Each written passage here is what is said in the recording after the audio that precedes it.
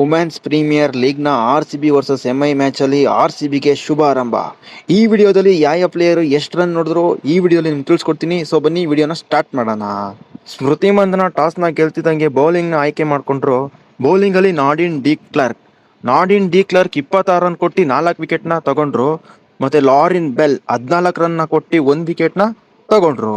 ಇನ್ನೊಂದು ಕಡೆಯಿಂದ ಶ್ರೇಯಾಂಕ ಪಟೇಲು 1 ವಿಕೆಟ್ನ ತಗೊಳ್ತಿದ್ದಂಗೆ 20 ಓವರ್ಗೆ 154 ರನ್ ಕೊಟ್ಟು 6 ವಿಕೆಟ್ನ ತಗೊಂಡ್ರು. MI ಬ್ಯಾಟಿಂಗಲ್ಲಿ ಸಜೀವನ್ ಸರ್ಜನಾ 25 ಬಾಲ್ಗೆ 45 ರನ್ನ ಹೊಡೆದ್ರೆ, ಈ ಕಡೆಯಿಂದ ನಿಕೋಲಾ ಕೇರಿ 29 ಬಾಲ್ಗೆ 40 ರನ್ನ ಚೆಚ್ಚಿದ್ರು. ನೆಕ್ಸ್ಟ್ ಬ್ಯಾಟಿಂಗ್ ಬಂದ ನಮ್ಮ RCB ಗ್ರಾಸ್ ಹ್ಯಾರಿಸ್ ಮತ್ತು ಸ್ಮೃತಿ ಮಂದನ್ ಓಪನರ್ ಬ್ಯಾಟರ್ ಚೆನ್ನಾಗಿ ಆಡ್ತಿದ್ರು. ಗ್ರಾಸ್ ಹ್ಯಾರಿಸ್ 12 ಬಾಲ್ಗೆ 25 ರನ್ ಹೊಡಿತಾ ಮತ್ತು ನಮ್ಮ ಕ್ಯಾಪ್ಟನ್ ಸ್ಮೃತಿ ಮಂದನ 13 ಬಾಲ್ಗೆ 18 ರನ್ ಹೊಡೆದು ಔಟ್ ಆದರು.